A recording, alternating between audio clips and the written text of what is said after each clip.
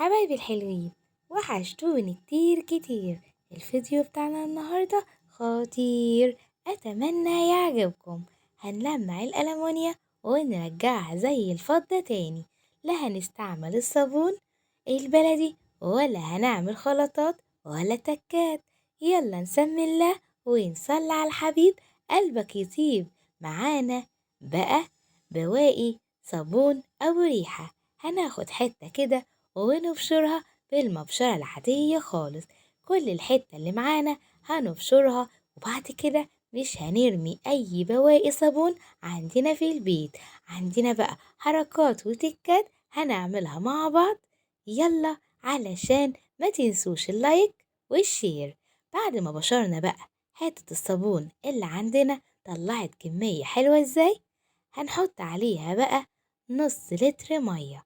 أيوة زي ما بقولكوا كده، في طاسة على النار هنحط نص لتر مية، وهنجيب معانا معلقة كبيرة ملح، وهنجيب أي ليمونتين بايظين عندكم أو حتى قشر الليمون. هنسيبهم يغلوا على النار لغاية لما تحسي إن الصابون داب خالص وكمان طلع الرغوة بتاعته. نوطي خالص النار ونهديها علشان ما تفرش على البوتاجاز وتبهدلوا معانا. عندكوا بقى اتنين اختيار، ممكن تطحنوا قشر الليمون معاه وممكن تشتلوه. احنا كده خدنا المية اللي جواه، مش عايزين حاجة تاني خالص، هنشيلهم. او ممكن نستعملهم بقى في تلميع الحنفيات، وهي بالصابون كده هتلمعها لك وتخليها لك فلة. نفضل نقلب كده في الصابون لغاية لما يدوب خالص. نشيل قشر الليمون خلاص. شايفين القشر عامل ازاي؟ عايزاكوا توطوا النار خالص لغاية لما قشر الليمون يدوب دوبان كده. خلاص معانا الصابون داب وبقى شبه السائل كده زي ما حضراتكوا شايفين. شلنا قشر الليمون وحطيناه على جنب. بعد كده هناخد الخليط ده هنصبه في برطمان أو علبة تقدري تتحكمي فيها وانت بتغسلي. أهم حاجة بقى عندنا ال ال الخليط ده يهدى خالص. نبدأ بقى ندعك بيه الألمونيا عندنا. أهم حاجة في دعيك الألمونيا إن السلكة الناعمة هي اللي تدعك الألمونيا. بالراحة خالص هناخد من المعجون اللي احنا عاملينه وما كلفناش حاجة خالص. كل حاجة كنا هنرميها بعد كده استعملناها في تلميع الألمونيا. يعني ساعات كتير قوي بننزل أجيب صابون بلدي مش بلاقي، وبعد كده مش بلاقي زيت عشان أعمل بيه. فما تحتريش معايا، صابون أبو ريحة ممكن نحوله لصابون بلدي بالطريقة دي.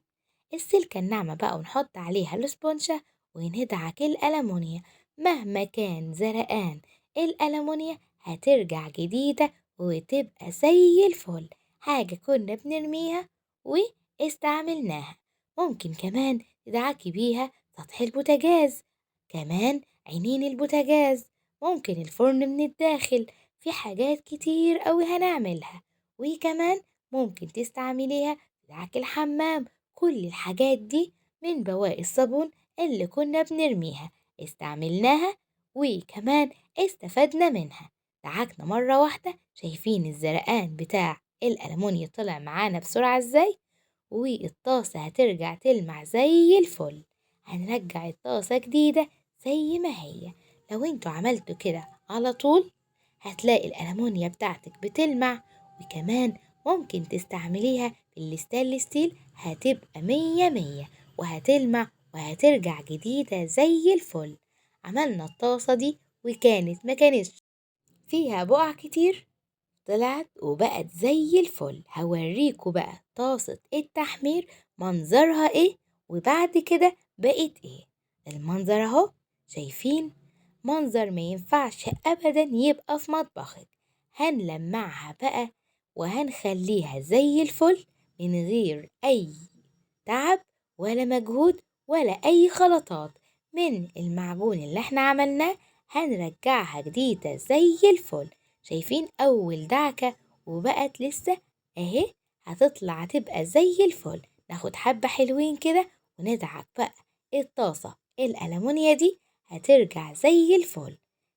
عايزة أقول لكم بقى على حاجة، أحلى تحمير في صواني الألمونيا، أحلى كيكة في صواني الألمونيا، طبيخ الرز ما يحلاش عندي غير بالحلل الألمونيا. زمان أمهاتنا وأجدادنا كانوا ما بيطبخوش غير في الألمونيا.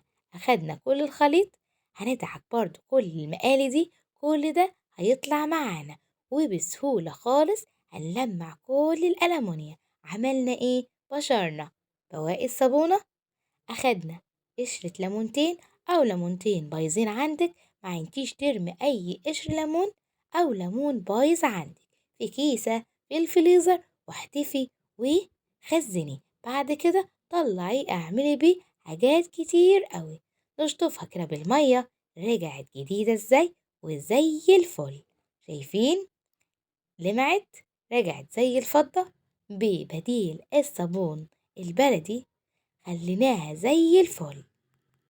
وعشان الألمونيا بتاعتك ما يبقاش فيها بقع، بعد ما تتشطف في المية تسيبيها تصفى على فوطة، وبعد كده تجيبي فوطة وتلمعيها حلو قوي، وبعد كده تحطيها في المطبخ، علشان لو انت غسلت الألمونيا غسيل حلو قوي وسبتيها ما صفتهاش، المية هتلمع في الألمونيا وهتغمق منك.